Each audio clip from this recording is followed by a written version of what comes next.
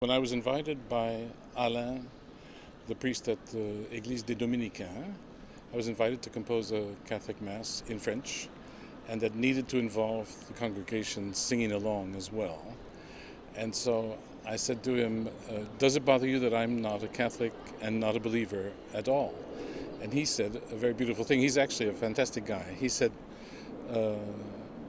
church music is not a monopoly of believers.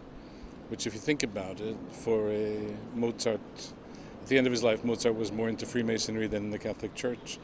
Beethoven, Verdi was an absolute hardcore atheist when he wrote the Requiem, so I'm in good company. So, having got that off my chest, I went to work and wrote this Mass to have the congregation sing, organ, and four-part choir. Once you'd agreed to start composing, what kind of thoughts went through your mind? What was your inspiration behind the music? Well, I do tend to have, I have my study at home where I have a piano, and I tend to paste the text I'm composing on the wall. So I look at it every time I leave and every time I arrive. And so I had this Mass in French, and I let the tunes flow through my head until it's time to play a bit on the piano and sing a bit. And only then do I write. So I actually only, writing it down on paper is the last step. Having been born in 1952, I was born into a hotbed of serialism and Pierre Boulez and a bunch of composers who felt that a major chord was just a sin.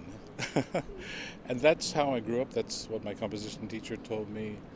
And I've come to grips with modernity and my own music. It's easier for me when it's written for choir because they have to be able to sing it. I try to make it sound recognizably 21st century, but it has to be singable.